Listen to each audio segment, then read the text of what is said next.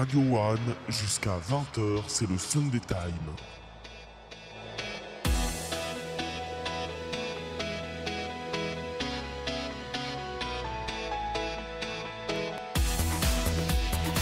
Bonsoir à tous, je suis très heureux de vous retrouver sur radio-one.fr. C'est parti pour le Sunday Time, une heure ensemble pour revenir sur toute l'actualité de ce week-end avec dans un instant votre grand journal tout en direct pendant une demi-heure. On reviendra notamment donc sur cette affaire de terrorisme et puis bien évidemment tout à l'heure dans le récap sport sur la victoire inattendue de Wawrinka à Roland Garros. Après le rappel des titres de 19h30, l'actu bourse de la semaine, ce sera avec Grégoire de Bourse du Futur. Et puis 19h35, exceptionnellement aujourd'hui, un grand reportage. Rendez-nous notre ciel bleu, les Chinois qui se mobilisent contre le smog. Voilà, donc ce sera donc de l'écologie dont on parlera avec Heike Schmidt. Donc grand reportage à suivre en deuxième partie d'émission. Mais avant cela, donc 19h01, c'est parti, c'est le journal tout en direct jusqu'à 19h30. Radio One, le journal.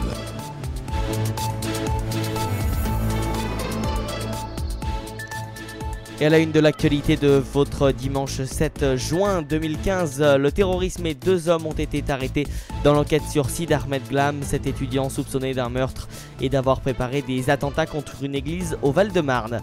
Arnaud Montebourg a joué les troubles faits pour la dernière journée du congrès du PS. Sa journée incendiaire dans le journal du dimanche a obligé le premier secrétaire du PS et le premier ministre à lui répondre. Réaction à suivre. Et puis au G7, les dirigeants sont réunis en Allemagne. Au menu de leur discussion, la Grèce, l'Ukraine et puis la FIFA. Mais donc pour commencer ce journal, ce fameux projet d'attentat à Villejuif dont on avait parlé au mois d'avril, 2 hommes ont été interpellés dimanche matin dans les Yvelines dans le cadre de l'enquête sur l'attentat évité au mois d'avril. C'était à Villejuif. Les enquêteurs cherchent à savoir s'ils ont été complices ou apporté un soutien logistique à Sid Ahmed Glam. Le jeune étudiant est soupçonné d'avoir préparé des attentats contre au moins une église de la ville. On écoute justement Bernard Cazeneuve. Je rappelle que le procureur François Molins avait indiqué que Sid Ahmed Glam était passé à l'acte à la suite d'instructions données vraisemblablement de Syrie et pour le compte d'organisations terroristes et qu'il avait agi en bénéficiant d'une aide qui s'est traduite par des véhicules et de la fourniture d'armement. L'enquête, qui a déjà conduit à la mise en examen et à l'incarcération de 2 individus, Sid Ahmed Glam et Abdelkader Jalal, se poursuit naturellement avec tous les moyens nécessaires, sous l'autorité de la justice et dans une parfaite coordination avec les services du ministère de l'Intérieur. Bernard Cazeneuve, donc le ministre de l'Intérieur qui réagissait donc à ce procès d'attentat déjoué à Villejuif. La police a donc procédé un peu après ce matin à 6h à l'arrestation de ces 2 hommes âgés de 35 et 39 ans. L'un a été interpellé à Mantes-la-Jolie, l'autre à Limay dans les Yvelines. Ces 2 personnes placées en garde à vue peuvent être interrogées pendant 96 heures puisque l'enquête concerne des soupçons d'association de malfaiteurs en relation avec une entreprise terroriste. Les enquêteurs cherchent donc à savoir si Sid Ahmed Glam a bénéficié ou non de complicité. Cet étudiant de 24 ans a été mis en examen en avril dernier pour l'assassinat d'Aurélie Châtelain à Villejuif dont il est soupçonné d'être l'auteur ainsi qu'un projet d'attentat contre une église dans cette même ville du Val-de-Marne. Et on le rappelle, fin avril, 3 personnes avaient été interpellées dans cette double affaire d'assassinat. Une seule avait été mise en examen pour avoir aidé Sid Ahmed Glam. Le congrès au PS était donc ce week-end et le Premier ministre Manuel Valls a tenu la tribune pendant près d'1 heure ce samedi à Poitiers où se tenait le 77e congrès du Parti Socialiste. Devant des militants socialistes et sous les applaudissements, le chef du gouvernement a évoqué les réformes engagées et assuré qu'elles allaient se poursuivre sans relâche. Jean-Christophe Cambadélis a d'ailleurs clos ce dimanche le congrès de ce Parti Socialiste à Poitiers, souhaitant en faire une boussole et un aiguillon susceptibles de peser sur les choix du gouvernement, ainsi que de créer une formation en ordre de bataille pour affronter 2017. Mais certains sont moins convaincus, et Adrien Gindre, vous allez nous expliquer que ce congrès restera tout de même une unité affichée mais de façade. Manuel Valls ovationné, des socialistes debout, le PS semblait avoir renoué avec l'unité hier. C'était sans compter avec les critiques intactes des fondeurs. Le Premier ministre a parlé à une moitié des électeurs qui pensent que ça va, que la politique est la bonne. Moi je pense, et c'est ma responsabilité, c'est ce que j'ai fait, qu'il faut parler à l'autre moitié. Dans la salle, des militants pro-gouvernement, des militants pro-frondeurs. Il y a de tout, et dans tous les rangs, les impatiences persistent. Sur la partie emploi, il y a des avancées qui doivent se faire d'une manière peut-être un petit peu plus percutante. Sur la loi Macron qui revient prochainement, une part de divergence. Ce que je pensais avant le congrès est toujours valable aujourd'hui.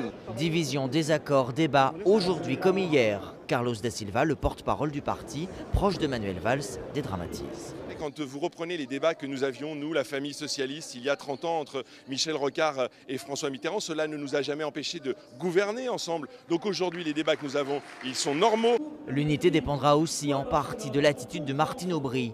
La maire de Lille y est allée de son rappel ce week-end.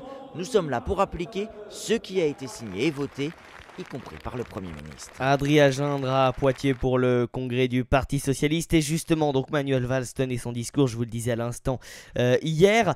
Manuel Valls qui a d'ailleurs même réussi à faire applaudir François Hollande alors qu'il n'était lui-même pas présent. Écoutez. Et mes chers amis, mes chers camarades, parce que c'est lui qui est en charge de l'essentiel, soyons fiers aussi du président de la République qui incarne avec courage la voix de la France.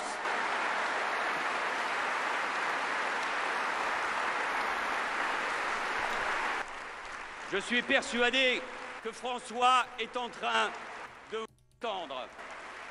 Et ces applaudissements sont importants parce qu'il est un grand président de la République et parce que le pays doit le savoir et parce que le monde a besoin de la France et parce que le monde sait quel est le rôle de François Hollande.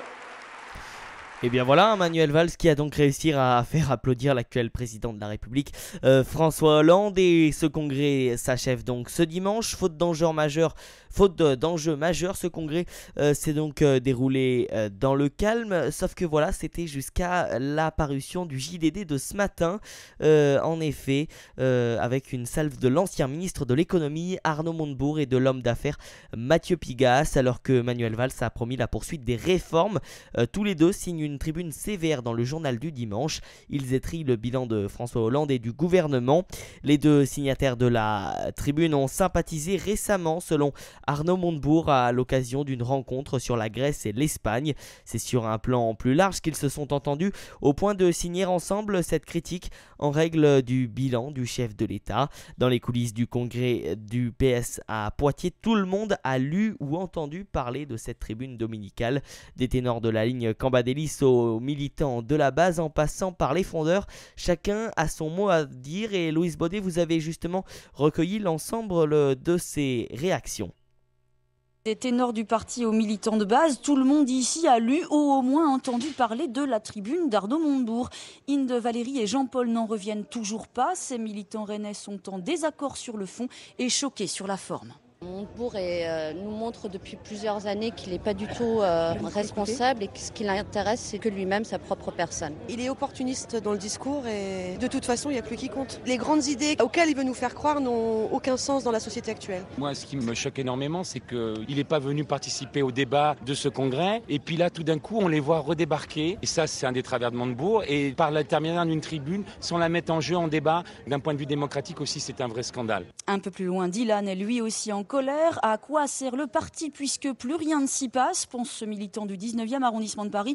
Il a voté la motion B et suit complètement Arnaud Montebourg sur le fond de ses critiques, mais pour le reste désapprouve l'initiative.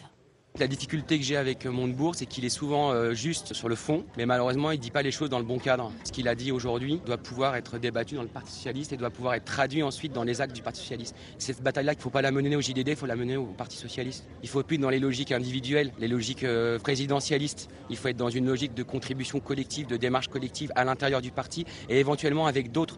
Arnaud Montebourg insulte les militants. Ce scud-là est envoyé par Jean-Christophe Cambadélis, le patron du PS, qui dénonce une critique extrêmement forte, mais des propositions extrêmement faibles. Stéphane Le Foll, porte-parole du gouvernement et hollandais du premier cercle, démonte lui aussi l'argumentaire d'Arnaud Montebourg. On ne peut pas dire à la fois c'est de la faute de l'Europe et de l'Allemagne, et en même temps dire il faut une initiative européenne de baisse des impôts, et oublier en plus que la baisse des impôts, elle commence au mois de septembre cette année. Donc on est engagé dans la baisse des impôts. Et la suppression de la première tranche, c'est du pouvoir d'achat qui sera donné aux couches populaires et aux couches moyennes. Et son message fait flop. Faire une tribune avec M. Pigas, qui est un grand financier, sur des questions économiques, qui ont fait, je le crois, là aussi beaucoup d'études, je trouve que sur le fond, ils sont faibles, très faibles. Mais la réaction la plus attendue était bien sûr ce matin celle de Manuel Valls. Le Premier ministre a sailli à son arrivée par une horde de journalistes. Il renvoie Arnaud Montebourg dans le camp des irresponsables. Ceux qui commentent, ceux qui font des tribunes exagérées, qui n'ont aucun sens avec la réalité, ceux qui, au fond, n'ont plus accepté de gouverner. Parce que gouverner, c'est difficile. Gouverner, c'est faire des choix. Gouverner, c'est se confronter à la réalité du pays. Gouverner, c'est affronter parfois la déception et la colère de nos compatriotes. Moi, j'assume la responsabilité et je laisse l'irresponsabilité aux autres. Irresponsable, Arnaud Montebourg, bien au contraire, assure son allié de la motion B, le frondeur Christian Paul. J'ai apprécié ce qu'il a dit, je pense que c'est un renfort utile et franchement j'ai pas le sentiment que dans sa vie politique il se soit beaucoup planqué. Je pense qu'il fait plutôt partie de ces responsables politiques qui se sont exposés. Et d'ailleurs il a payé au prix fort puisqu'il a quitté le gouvernement, d'autres y sont restés, c'est probablement plus confortable. Il y a enfin tous ces responsables, ministres, cadres du parti qui tentent de minimiser. C'est un petit coup presse, demain c'est zappé, c'est terminé, nous dit-on. Optimisme un peu forcé en cette fin de congrès, largement impacté par la prose montebourgeoise. En bref, à présent dans le Gard, un homme de 40 ans est grièvement blessé et 4 autres personnes ont été plus légèrement ce samedi par un taureau lors d'une course camarguaise près de Nîmes. Le taureau a en effet sauté dans les gradins. L'actualité en Europe à présent, c'est le G7 et Angela Merkel reçoit ses invités à partir de ce dimanche en Bavière pour des dossiers portant essentiellement sur la Grèce, l'Ukraine et le climat. Le sommet va se dérouler dans l'un des plus beaux paysages d'Allemagne avec les alpages, des forêts, montagnes enneigées. Voilà qui est donc bon pour l'image, d'autant que la Bavière représente une terre modèle. Là, en effet, la Bavière compte moins de 4% de chômeurs pour 12 millions d'habitants sur une terre géré depuis toujours par des chrétiens démocrates. Et si la chancelière voulait vraiment vexer ses invités, elle leur rappellerait que son pays est le seul du groupe des 7 puissances économiques du G7 à ne pas afficher de déficit budgétaire. Sur les grands dossiers diplomatiques du moment aussi, Angela Merkel à la main, la crise en Ukraine, les négociations avec la Grèce, plus que jamais donc, les Allemands la voient à la barre de l'Europe. En 10 ans de pouvoir, sa popularité n'a jamais été aussi grande, puisqu'elle vient d'ailleurs d'être de nouveau sacrée femme la plus puissante du monde par le magazine américain Forbes. Mais il y a tout de même un chantier sur lequel elle va devoir jouer une partie de sa crédibilité. Il s'agit d'un dossier économique et diplomatique, à savoir la réduction des gaz à effet de serre.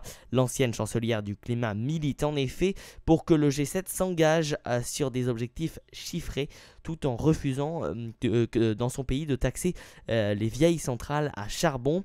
Et justement, reportage à présent, cette année en décembre 2015, donc Paris accueillera la grande conférence décisive sur le climat, la COP21, mais beaucoup sont encore d'avis que ces conférences onusiennes n'aboutissent pas à grand chose et que le résultat n'est pas à la hauteur des enjeux. Ce serait dû notamment à la manière de négocier des différents participants. C'est pourquoi les étudiants de Sciences Po préparent une expérience originale, le projet Paris Climat 2015 Make It Work. Les explications de Christine Sibert.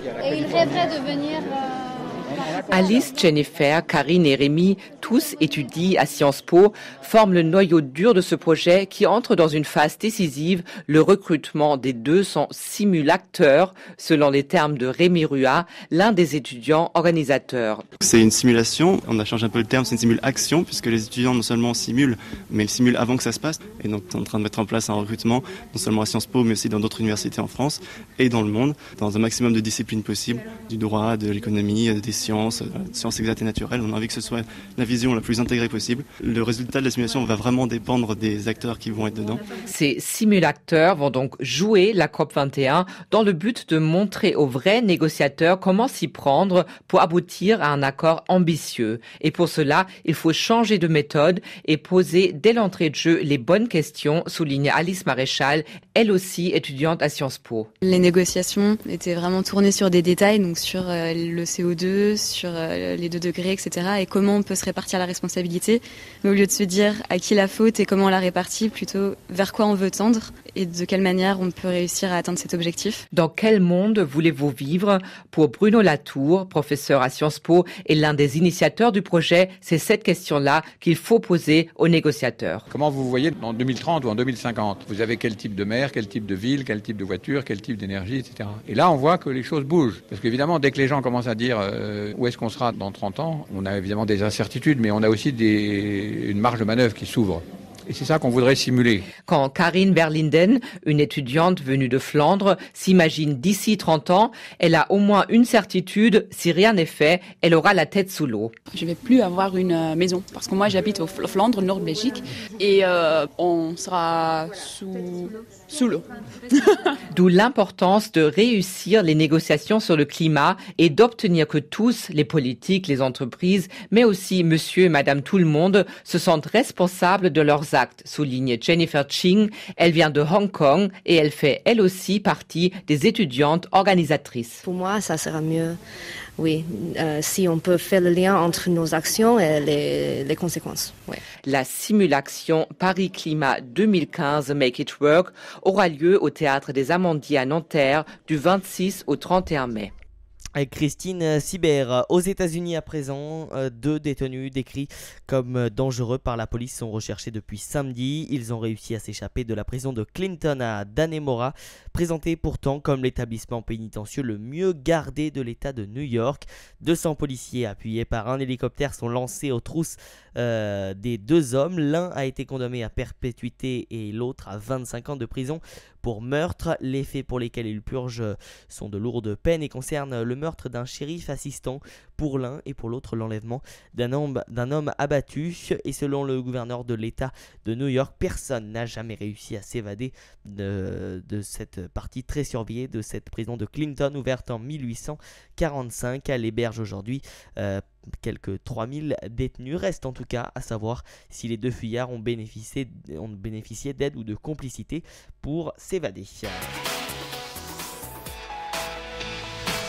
19h17, près de 54 millions d'électeurs sont appelés aux urnes ce dimanche en Turquie pour élire leurs députés. Des élections législatives en forme de plébiscite pour ou contre Recep Tayyip Erdogan. Le président turc islamo-conservateur espère obtenir une large majorité des 2/3. Son parti, l'AKP, est donné en tête, mais il pourrait reculer et les procures du HDP pourraient, eux, effectuer une percée. Les résultats arriveront d'ici 2 ou 3 heures. Ce dimanche, on vote également au Mexique. Le Mexique qui vivra donc des élections législatives et locales. 500 députés et plus de 1000 maires seront élus. Ce scrutin est marqué notamment par les soupçons de corruption envers la classe politique traditionnelle, la méfiance vis-à-vis des grands partis et des professionnels de la politique ayant favorisé l'émergence de candidats alternatifs. Reportage justement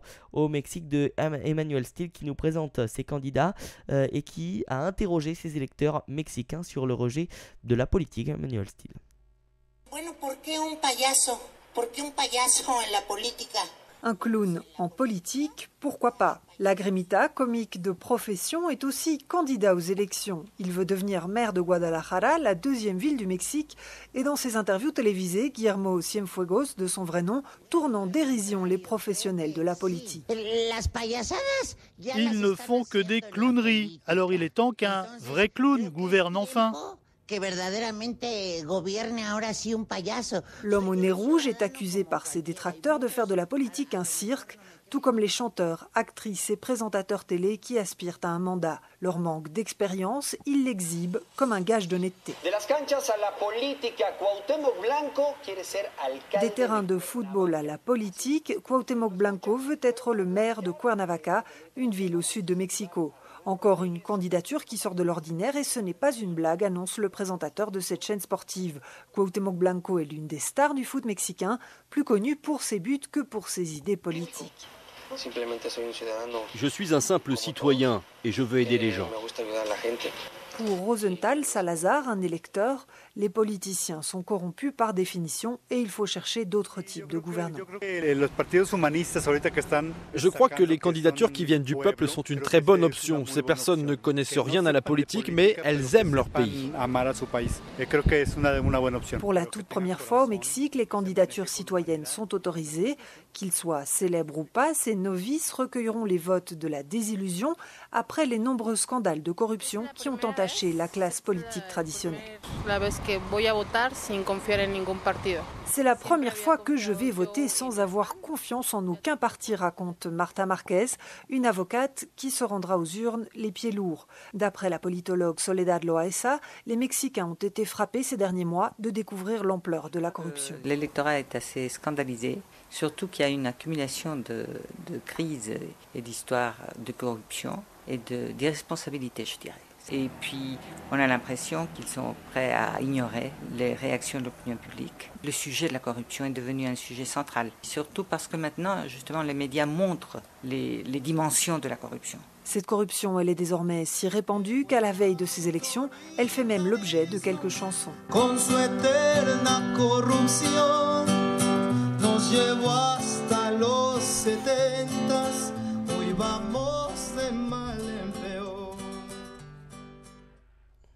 Le reportage donc au Mexique d'Emmanuel Steele. En Ukraine, 10 blessés et 25 interpellations lors de la deuxième guéparade de l'histoire du pays qui a donc dégénéré samedi après seulement 10 minutes. Des heurts ont éclaté entre militants des droits homosexuels et ultranationalistes. Une dizaine de personnes ont été blessées et 25 autres interpellées. Les investissements chinois au Costa Rica, on s'y intéresse donc à présent. Longtemps chasse gardée des États-Unis, le Costa Rica commence à se laisser séduire par un autre géant économique, la Chine, qui a décidé de faire du petit pays centra-américain son partenaire stratégique dans la région. La Chine compte y investir des centaines de millions de dollars dans les années qui viennent. Une opportunité en or pour le Costa Rica, mais qui suscite aussi des interrogations sur les objectifs poursuivis par la Chine dans la région et sa manière de s'imposer. Enquête de François Cardona.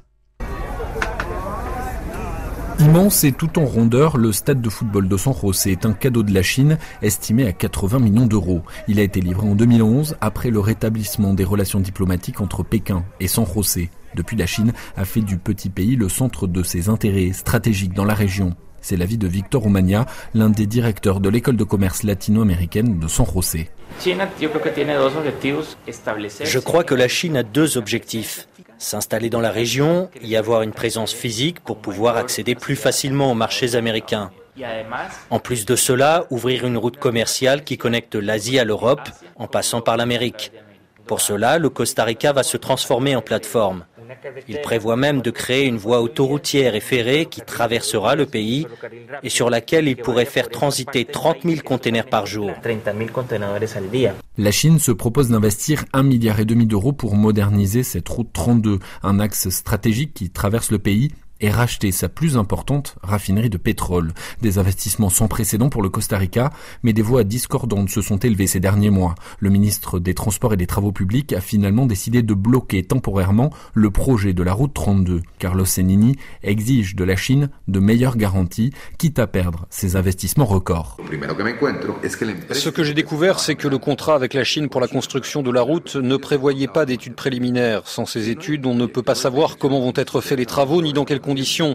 On ne sait pas quelles expropriations nous allons devoir faire, quelles études d'impact sur l'environnement devront être faites aussi. Alors pour l'instant, on a bloqué le projet, on verra pour la suite. Mais l'influence de la Chine ne cesse de grandir au Costa Rica. À San José, un quartier chinois, un petit Chinatown, est sorti de terre il y a 2 ans. Et de plus en plus de costariciens ont décidé de miser sur la Chine pour le futur de leurs enfants.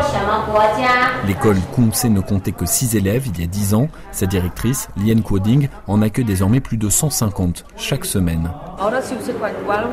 Maintenant, dans toutes les bourses du travail, dans les salons de recrutement, les entreprises demandent que les gens sachent parler mandarin.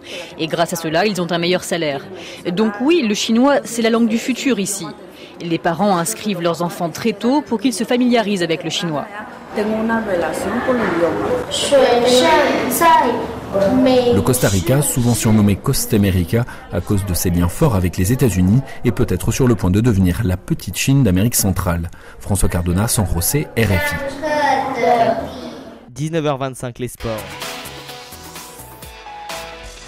Radio One, le Sunday Time. Et tout d'abord la finale de la Ligue des Champions. Au terme d'une finale très serrée, Barcelone a remporté sa 5e Ligue des Champions face à la Juventus au stade olympique de Berlin. Alvaro Morata avait répondu à l'ouverture du score de Rakitic à la 4e minute, mais Luis Suarez puis Neymar ont offert le titre au club catalan, le FC Barcelone, qui remporte la 5e Ligue des Champions de son histoire. Le match a été très rythmé tout au long des 90 minutes. Écoutez le français Jérémy Mathieu, titulaire de Barcelone.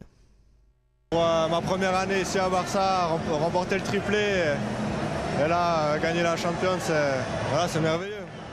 On s'attendait à un match comme ça de leur part, très bien regroupé derrière et jouer en contre. Donc voilà, c'était une finale de Ligue des Champions, donc voilà, je pense qu'ils méritaient leur place. Ils ont tout fait pour la gagner. Voilà, ce soir on a forcé jusqu'au bout et voilà, on remporte ce trophée. Voilà donc Jérémy Mathieu. Et puis un dernier mot de football, c'est ce soir le dernier test de la saison. Match amical opposant la France à la Belgique à 21h au Stade de France. En tennis, Serena Williams remporte pour la 3e fois Roland Garros. L'américaine a battu la Tchèque Lucie Safarova en finale 6-3, 6-7, 6-7, 6-2. C'est la 3e fois que Serena Williams remporte le tournoi. Et puis cet après-midi, la finale du côté des hommes. Et c'est l'exploit de Stanislas Wawrinka, et dire qu'il ne pensait même pas arriver en finale. Wawrinka a donc remporté ce dimanche la finale de Roland Garros en battant Novak Djokovic, numéro 1 mondial, 4-6, 6-4, 6-3, 6-4. C'est le premier Roland Garros pour Wawrinka chez les seniors et le 2e trophée du Grand Chelem grâce à sa victoire. Il devient le 4e meilleur joueur au monde. Écoutez justement tout à l'heure son interview avec Cédric Vasseur, beaucoup d'émotions. Courageux.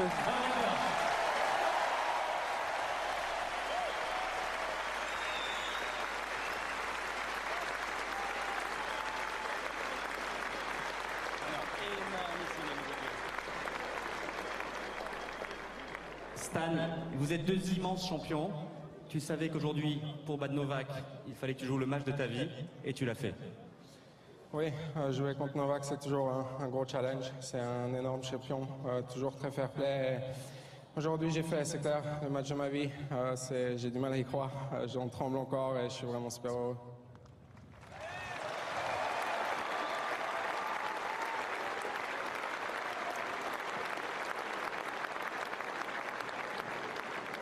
Bravo Stan. Pour arriver à jouer ce niveau-là, c'est un long chemin, c'est beaucoup de travail. Vers qui vont tes premières pensées à ce moment précis? Vers tout mon team qui est là, il y a tout le monde qui est là, il y a Pierre Paganini, il y a Magnus Norman, mon coach, il y a Yannick, Laurence, petit Steph, ma famille. C'est des années de travail très difficiles. Ils me mettent des pieds au cul quand il faut et ça me fait plaisir et je les remercie pour ça.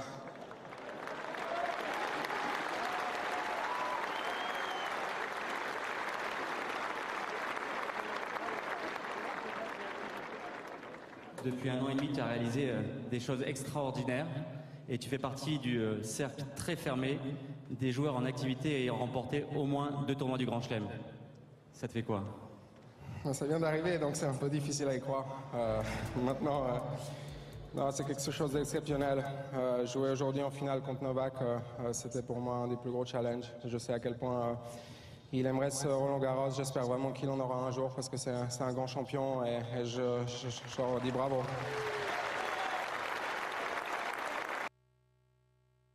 Voilà, c'est mieux avec le micro ouvert. Voilà donc Stanislas Wawrinka, en tout cas Novak Djokovic repart lui très déçu de ce tournoi parisien après ses victoires consécutives face à Nadal et Andy Murray notamment. Et justement présent ce dimanche pour la finale du tournoi masculin, le Premier ministre Manuel Valls a confirmé la signature de l'arrêté d'État pour entamer les travaux d'extension de Roland Garros, une pierre importante sur la route d'une candidature parisienne pour les JO 2024. Un mot également de cyclisme. Peter Kenoth a remporté la première étape du critérium du Dauphiné entre Ugine et Albertville ce dimanche. Le Britannique de 25 ans s'est servi de ses qualités de pistard pour terminer en solitaire sur ses 2 derniers kilomètres. Radio One, il est 19h30. Radio One, le journal.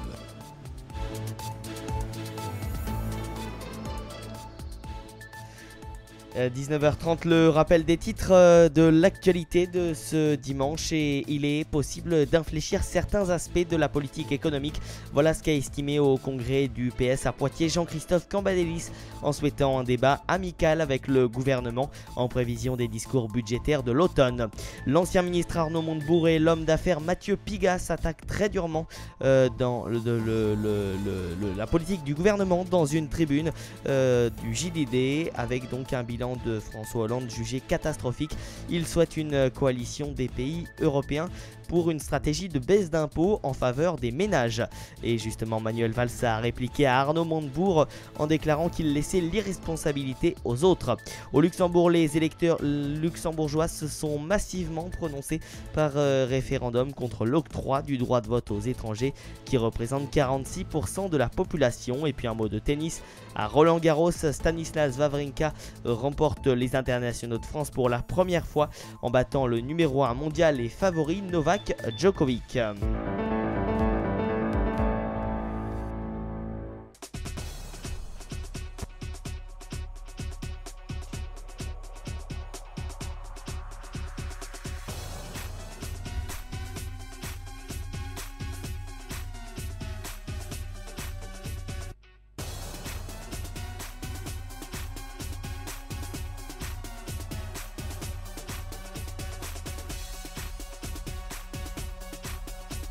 Radio One, le Sunday Time.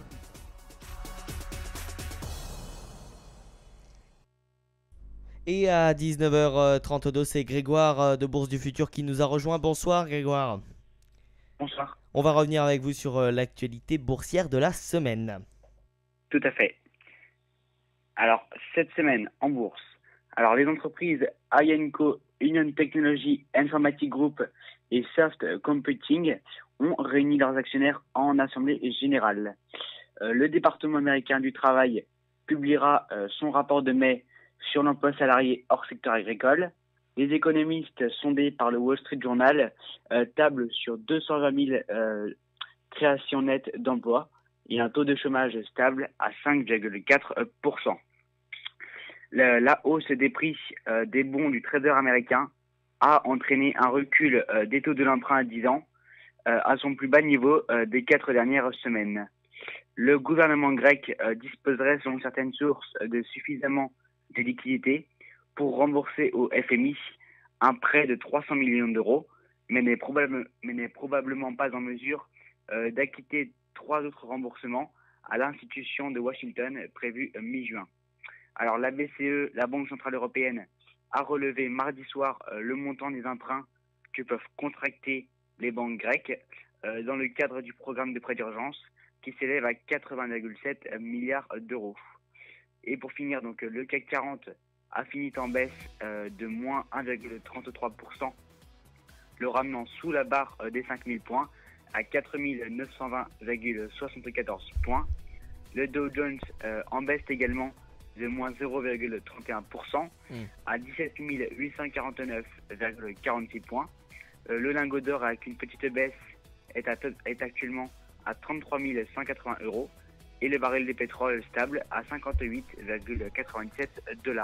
Voilà. Merci beaucoup Grégoire. Grégoire, la semaine va être un petit peu perturbée peut-être sur les marchés, dans l'attente notamment justement de la Grèce, de la situation en Grèce. Très bien, voilà. Merci beaucoup Grégoire en tout cas d'avoir été avec nous donc aujourd'hui, et puis rendez-vous donc dimanche prochain pour de nouvelles actualités. On rappelle le mail boursedufutur@gmail.com pour tous vos conseils boursiers. À très bientôt Grégoire. À très bientôt.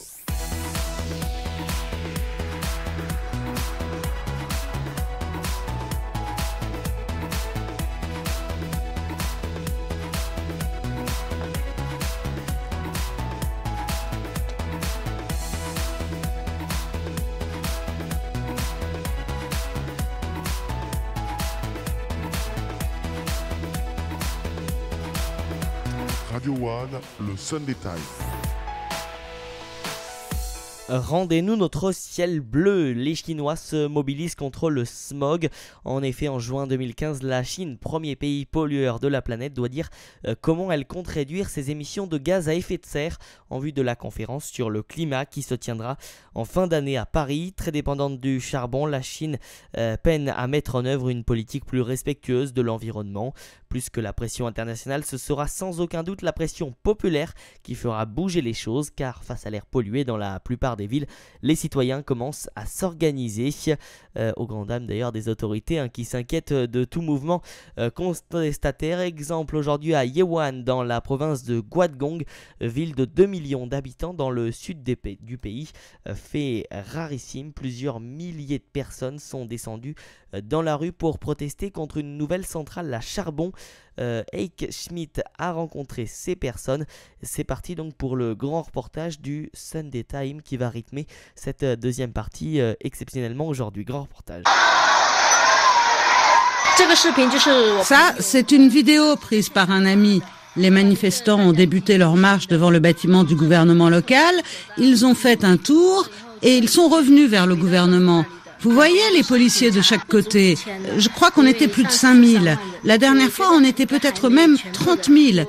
Et je crois qu'il peut y avoir encore plus de monde lors d'une prochaine manifestation. Xia Wu, jeune femme en short et chemise en dentelle, se passe et repasse la vidéo de la marche anti-pollution sur son téléphone portable. C'est la seule trace qui reste de cette manifestation contre la deuxième centrale à charbon qui doit être construite à Heyuan pour un coût estimé à 1 milliard d'euros. Maintenant, toute information sur la centrale est bannie d'Internet. Si vous publiez le moindre message, il est supprimé dans la minute qui suit. Très peu d'informations ont filtré sur ces manifestations et il faut être courageux comme Xia Wu et ses amis pour oser en parler. Ce jour-là, les routes ont été bloquées par la police et on n'a pas pu avancer. Sur nos pancartes, on avait écrit des slogans comme « Rendez-moi mon ciel bleu » ou « Nous ne voulons pas de votre smog ». Quelques personnes ont même fourni de l'eau et à manger à ceux qui étaient fatigués. Xiao Ling, 20 ans, est péricultrice dans cette ville qui a longtemps fait partie des plus vertes de Chine, a elle aussi bravé l'interdiction de participer à la marche. C'est important d'avoir un environnement sain pour nos enfants. L'air pollué contribue, je crois, aux maladies dont les enfants souffrent maintenant. Ils toussent ou ont des trachéites. Quand je sèche mon linge dehors, il est imprégné de poussière. Je sens que l'air n'est pas bon, c'est étouffant. 90% des villes chinoises ne répondent pas aux critères nationaux pour la qualité de l'air. Sous pression, à cause du mécontentement grandissant, le gouvernement commence à réagir, certes par la répression de toute contestation, mais aussi par une nouvelle politique environnementale. Zhang Kai de l'ONG Greenpeace. En 2014, la consommation du charbon a baissé pour la première fois en ce 21e siècle de 2,9%. Nous pensons que ce n'est pas une coïncidence, c'est la volonté de lutter contre la pollution de l'air qui a eu des effets sur l'utilisation du charbon.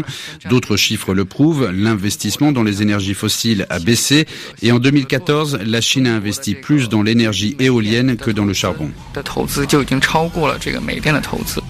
La guerre contre la pollution promise par le Premier ministre Li Keqiang a-t-elle donc commencé?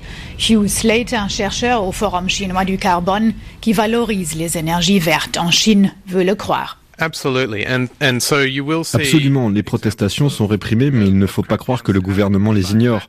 Elles sont entendues à Pékin, sinon on ne verrait pas cet effort massif pour assainir l'air dans les grandes villes. Les protestations contre la pollution à Beijing, Shanghai ou Guangzhou ont été un moteur important pour changer de politique. Regardez toutes les centrales à charbon qui ont été fermées. Ça montre à quel point l'opinion publique influence désormais les décisions du gouvernement. Pékin, par exemple, les a complètement sortis de la ville. À Pékin, il est conseillé de porter un masque plus d'une fois par semaine en moyenne, car l'air est gravement pollué.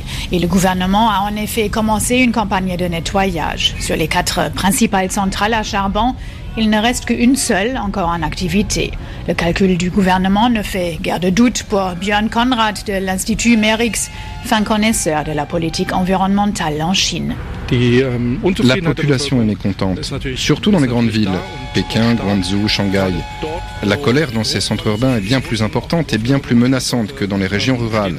C'est donc pour cela que le gouvernement tente de délocaliser la pollution vers les zones rurales. Pékin espère que, loin des centres, les gens se révolteront moins. Pour les habitants de Huiyuan comme Xiaowu, cela n'a évidemment rien de rassurant. Ils craignent tous de devenir les victimes collatérales de cette politique en faveur des grandes villes. Nous n'avons jamais été à Pékin, mais nous avons entendu dire que la pollution était vraiment un problème grave là-bas. On ne veut pas qu'Huiyuan devienne un deuxième Pékin, et s'ils construisent cette centrale, si l'air ici devient aussi pollué qu'à Pékin, nous serons mal. Dans la mégalopole de Shenzhen, les autorités ont cédé à la pression populaire. Le projet d'une nouvelle centrale thermique a été stoppé. Coût de l'annulation, 46 millions d'euros. Mais ce même projet annulé à Shenzhen a été déplacé plus au nord, à Huiyuan. Direction la centrale à charbon de Huiyuan, construite en 2008 à une dizaine de kilomètres du centre, en compagnie d'un chauffeur de taxi encore marqué par l'ampleur de la marche anti-pollution. Après la première marche, il était question d'une deuxième, mais lorsque le gouvernement s'en est rendu compte, la police a bloqué les routes. Il y avait tellement de monde, beaucoup d'étudiants. Et puis les autorités ont interdit à tous les fonctionnaires de participer.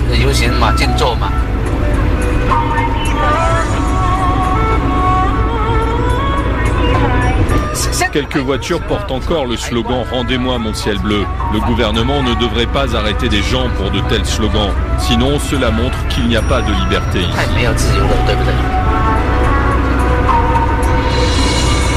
À l'approche du village de Shuangtou, 2 énormes tours de refroidissement et une cheminée haute de plusieurs dizaines de mètres surplombent rizières et champs de blé ou ce qu'il en reste.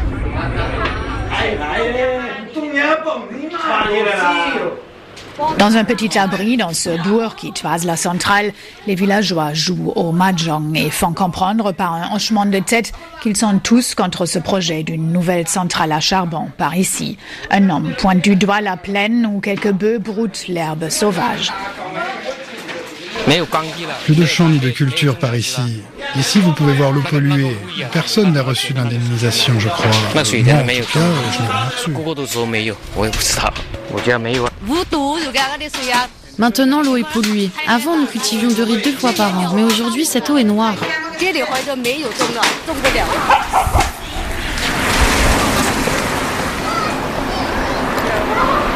Les villageois sont un peu bavards par crainte de répression. Mais Liu Qinghui, la trentaine, nous interpelle dans la rue et loin des regards, il se lance à voix basse. Les gens n'osent plus manger le poisson d'ici, pourtant c'était si beau par ici. Maintenant, tous ces champs sont abandonnés. Ce n'est pas pendant la journée, mais pendant la nuit que la fumée noire sort des cheminées. Liu Qinghui se sent démuni face aux autorités locales. Ils veulent construire une deuxième centrale, nous sommes tous contre. Mais quand les officiels donnent l'ordre, les paysans n'osent plus l'ouvrir. Nous travaillons maintenant dans les usines aux alentours, nous ne savons pas à qui nous adresser pour défendre nos droits. Ils ont tout le pouvoir.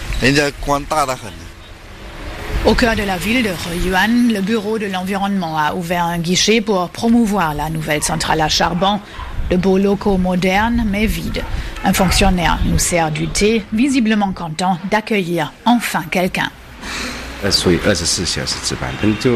service fonctionne 24 heures sur 24, mais très peu de personnes nous sollicitent. Parfois, nous recevons des appels pour d'autres questions et nous leur répondons. Ce service s'occupe de l'air et nous leur apportons les solutions dont ils ont besoin.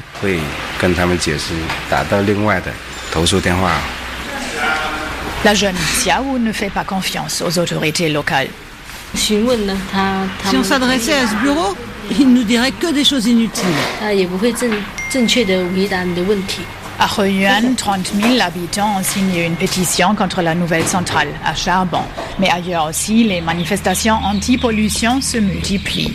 Ma Jun, fondateur de l'Institut des affaires publiques et environnementales, une ONG indépendante. Les sujets environnementaux sont aujourd'hui la première cause des troubles à l'ordre public. Ils ont pris le pas sur les protestations dues aux conditions de travail ou aux expropriations. Les gens n'ont pas confiance dans les usines car ils ont constaté les dégâts et ils s'inquiètent pour leur santé et celle de leur famille. C'est notamment le cas à Yangzhekang, ce village tranquille avec vue imprenable sur les cheminées de la centrale à charbon. Autrefois, les 2000 habitants vivaient de leurs arbres fruitiers. Les arbres au litchi que vous voyez là, ce sont les miens, mais on ne récolte plus rien. Regardez le sol jonché de fruits pas mûrs. C'est comme ça depuis 6 voire 7 ans. Les gens disent que c'est à cause de la centrale, je ne sais pas. Nous avons essayé d'apporter ça aux autorités. Mais nos démarches n'ont pas abouti. Ils ne nous permettent pas de faire part de nos doléances. Nous n'avons même pas le droit d'aller protester à Heyuan. Tout d'un coup, un homme en jean délavé, les cheveux noirs en bataille, surgit dans la cour du couple de paysans, descend de sa moto et se mêle à la conversation. Il s'appelle Xing, il a 30 ans et il est furieux. Si quelqu'un dit que cette centrale n'a pas d'effet, il ment. Cet endroit était un lieu magnifique, c'était un village de litchi. Mais la récolte est mauvaise depuis que cette centrale est là. Réfléchissez un peu, regardez les enfants qui naissent avec des maladies. C'est à cause des cheminées.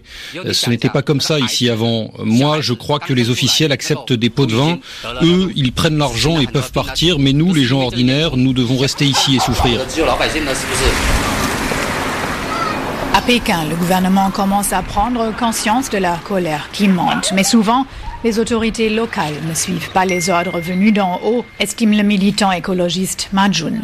Nous copions les lois environnementales de l'Occident, mais l'effet de ces lois reste faible. C'est à cause des autorités locales qui favorisent la croissance au lieu de se soucier de la protection de l'environnement. Dans d'autres pays, les gens peuvent aller devant la justice pour réclamer leurs droits. Mais en Chine, c'est encore difficile. Donc nous avons besoin de plus de participation publique pour accroître la pression pour un meilleur contrôle de la pollution. Ma Jun, l'un des écologistes les plus connus de Chine, a créé une application pour smartphone téléchargée déjà 3 millions de fois. Elle permet aux citoyens de traquer tout pollueur heure par heure. Les points rouges sur la carte virtuelle indiquent les usines dont les émissions dépassent le seuil autorisé. Un point bleu veut dire tout est en règle. Mais surprise dans le Guangdong, la province dans laquelle se trouve la centrale de Heyuan. Si vous ouvrez l'application, vous voyez plein d'usines marquées en gris. Ça veut dire qu'elles n'ont pas publié leurs émissions. C'est un problème parce que du coup, les gens ne savent pas ce qui se passe et ont tendance à paniquer. Nous réclamons plus de transparence pour que les gens puissent surveiller la situation grâce à leur portable à toute heure. C'est ainsi qu'ils pourront faire confiance. À Heyuan et dans les villages aux alentours, l'absence de transparence ne fait qu'accroître la méfiance vis-à-vis des autorités locales actionnaire majoritaire dans l'entreprise Shenzhen Energy qui gère la centrale. Avant de repartir sur sa moto, Tim, le jeune homme en colère, nous lance encore. Je crois au gouvernement central, je crois aux propositions du Premier ministre Li Keqiang et du président Xi Jinping. Mais Heiwan est si loin et à Pékin, ils ne peuvent pas tout gérer. Je suis sûr que nos autorités locales ont censuré notre marche et la nouvelle n'arrivera jamais jusqu'à Pékin. Nous invitons donc tous les médias à venir voir ce qui se passe ici pour le rapporter au gouvernement central. La marche de Huiyuan n'a pas fait grand bruit en Chine, mais les participants ne baisseront pas les bras, à l'instar de la jeune Xia Wu. J'espère que les gens vont se mobiliser pour qu'on réussisse à stopper la centrale à charbon qui pollue notre Huiyuan. Je pense que l'unité fait la force. Si les gens sont réunis, il n'y a rien qui peut nous faire peur. Si Pékin craint quelque chose, c'est justement cette mobilisation citoyenne perçue comme une menace par le Parti communiste au pouvoir.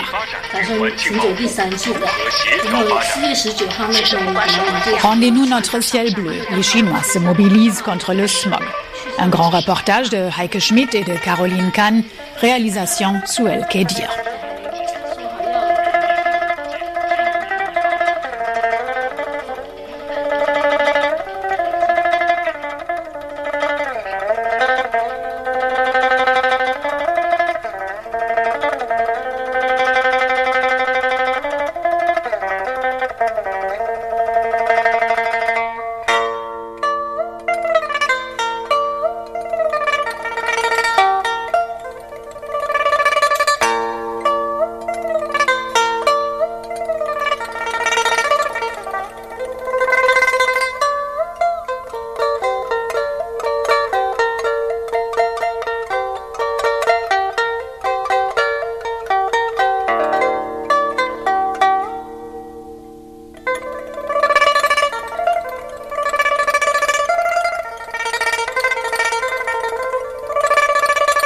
Heike Schmidt, bonjour. Bonjour Laurent. Alors la conférence de Paris sur le climat approche.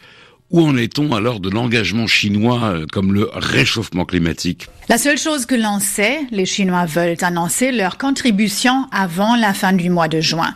Jusqu'à présent, la Chine s'est toujours présentée comme un pays en développement, pays qui doit encore rattraper son retard sur les autres pays pollueurs.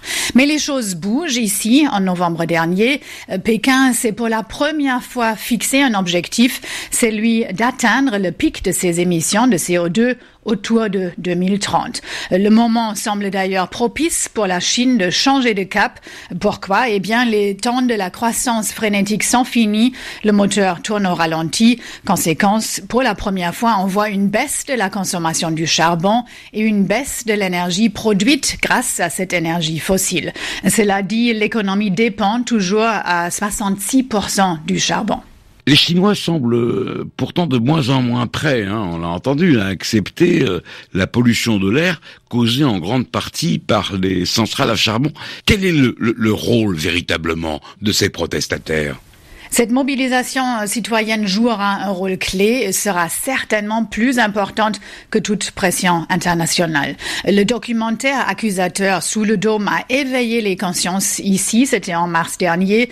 Cette vidéo raconte sans tabou les effets néfastes de la pollution de l'air qui fait suffoquer si souvent les citadins. D'ailleurs, les manifestants de Huiyuan nous ont dit que leur action est directement inspirée par ce documentaire. Il y a de plus en plus de mouvements de protestation anti-pollution. Certaines ont atteint leur but et les projets d'usines ont été abandonnés. Mais il faut dire que ces manifestations restent très localisées. Il n'y a pas encore de véritable mouvement vert. D'autant moins d'ailleurs que les autorités sont sur le qui-vive et sont sur toute initiative citoyenne. Ce qui est peut-être plus prometteur car moins surveillé, c'est par exemple cette application pour smartphone de l'écologiste Ma Jun. Elle permet à tout citoyen de dénoncer des abus. Il faut savoir que depuis 2012, toutes les villes et toutes les usines sont obligées de publier leurs émissions de CO2, ce qui permet une vraie transparence et donc une meilleure surveillance de la pollution. Heike, dernière question, le gouvernement dans tout ça, est-ce qu'il y a une volonté de mettre en œuvre une politique plus respectueuse de l'environnement ? Pékin l'a promise à maintes reprises, cette guerre contre la pollution. C'est sous la pression populaire que le gouvernement commence en effet à adopter des mesures plus strictes. Depuis le 1er janvier, une nouvelle loi pour la protection de l'environnement est en vigueur. Les premières sanctions sont tombées contre les pollueurs qui doivent s'acquitter d'amendes records. D'autre part, Pékin subventionne massivement les énergies propres. Les investissements dans l'éolien, par exemple, dépassent désormais ceux de la filière charbon. Et quant à l'énergie solaire, la Chine occupe la 2e place mondiale derrière l'Allemagne. A mentionné aussi les fermetures de centrales à charbon et l'interdiction de construire de nouvelles, mais c'est vrai seulement pour les grands centres urbains, donc là où la contestation guette et pourrait mettre en difficulté le Parti communiste. D'ailleurs, les experts mettent en garde contre cette délocalisation de la pollution vers l'ouest du pays, vers des zones moins peuplées, parce que cela ne résoudra certainement pas le problème des gaz à effet de serre et donc du réchauffement climatique. Ce sera le mot de la fin. Grand reportage à réécouter sur rfi.fr avec Schmitt. Merci beaucoup. Bonne journée. Voilà, donc c'est la fin de cette édition. Merci à tous et toutes de nous avoir suivis et rendez-vous bien évidemment dimanche prochain pour de nouvelles actualités radio-one.fr. Excellente semaine à tous. Radio One, le son détail.